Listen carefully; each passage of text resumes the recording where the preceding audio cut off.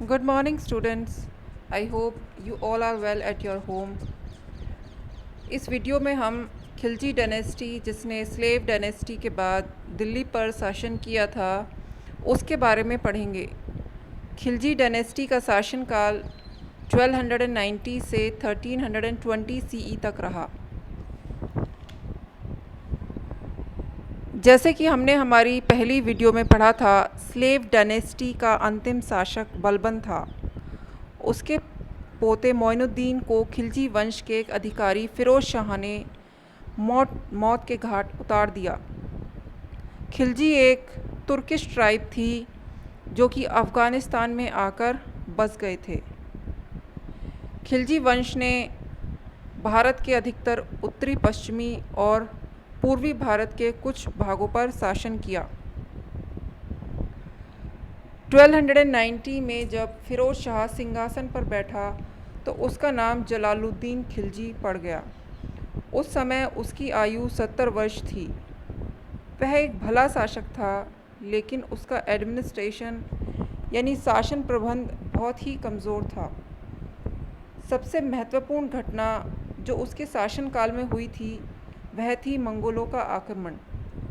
मंगोलों ने अचानक यहाँ आक्रमण कर दिया, परंतु जलालुद्दीन ने उन्हें पराजित कर दिया।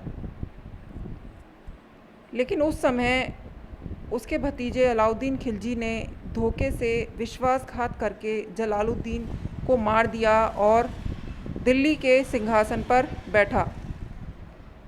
इस तरह जलालुद्दीन खिलजी का शासनकाल 1290 से 1296 सीई यानी 6 वर्ष तक रहा।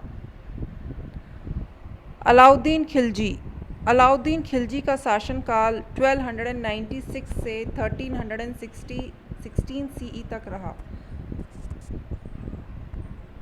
14वीं शताब्दी में एक अफ्रीकी यात्री इब्न बटूता ने अलाउद्दीन खिलजी को दिल्ली सल्तनत का एक बेस्ट सुल्तान माना, परंतु वह बहुत ही क्रूर और दृढ़ निश्चय वाला शासक था।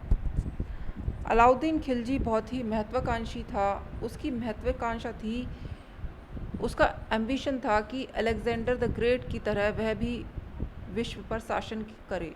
वह भी विश्व को जीतना चाहता था, परंतु उसकी यह इच्छा पूरी नहीं हो पाई।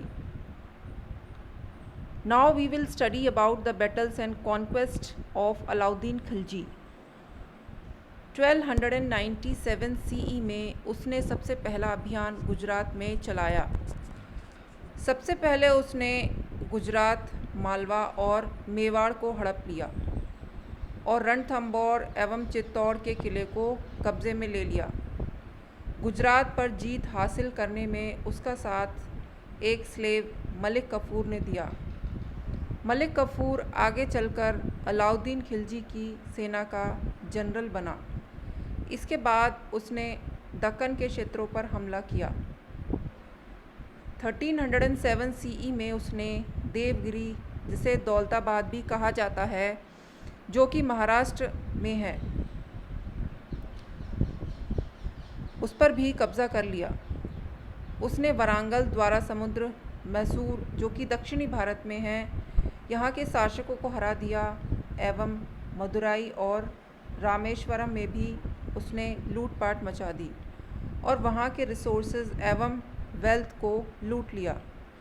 अलाउद्दीन खिलजी दिल्ली सल्तनत का वह पहला शासक था जिसने अपने साम्राज्य को दक्षिणी भारत में नर्मदा नदी तक फैलाया, और अलाउद्दीन खिलजी एक बहुत ही क्रूर शासक था। अब हम पढ़ेंगे एडमिनिस्ट्रेटिव रिफॉर्म्स के बारे में कि अलाउद्दीन खिलजी ने अपने शासन में कौन कौन से सुधार किए। अलाउद्दीन खिलजी एक सक्षम सेनापति एवं एक उत्कृष्ट प्रशासक था। उसने अपनी सेना में सैनिकों की संख्या बढ़ा दी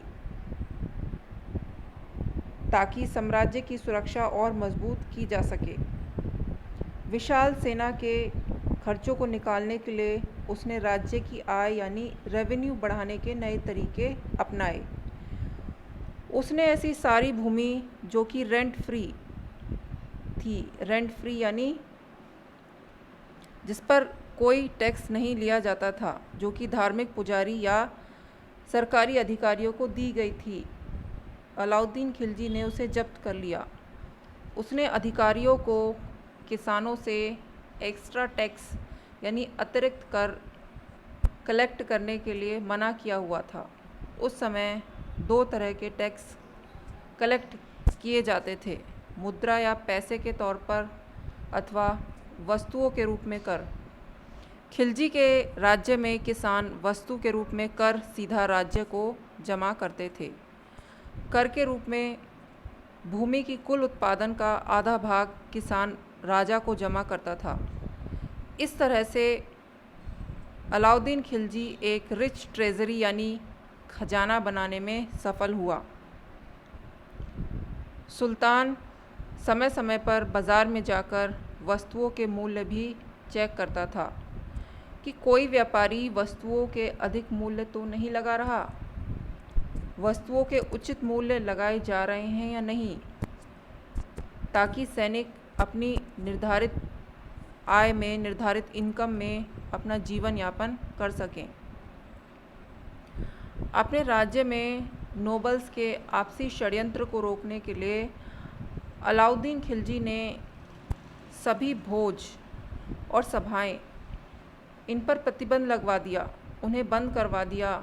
उसने अपने जासूसी विभाग को और बढ़ा दिया, इनलार्ज कर दिया और अपने साम्राज्य में चारों ओर उसने अपने जासूस फैला दिए। अलाउद्दीन ने अपने बाज़ारों को भी नए रूप में तब्दील कर दिया। उसने अनाज, घोड़े, पशु और आयातित यानी इम्पोर्टेड गुड्स के लिए अलग अलग बाज़ार बनाए। वह व्यापारियों के वस्तुओं को तोलने के लिए वेट्स को भी रेगुलरली चेक करता था कि व्यापारी सही तरीके से काम कर रहे हैं या नहीं कर रहे, कहीं आम जनता को वो ठग तो नहीं रहे। अलाउद्दीन खिलजी ने बड़ी मात्रा में वस्तुओं को जमा करने के लिए भी व्यवस्था करवाई, गोडाउन्स बनवाए ताकि ज़रूरत पड़ने पर या आपातकालीन अवस्था में, इमरजेंसी में उस वस्तु की ज़रूरत पड़ने पर उसे उपयोग में लाया जा सके। अलाउद्दीन खिलजी ने विद्वानों को संरक्षण प्रदान किया। उसके दरबार में अमीर खुसरो नाम का एक कवि हुआ था। पर्शियन भाषा में उसकी कविताएं आज भी लोग याद करके एंजॉय करते हैं।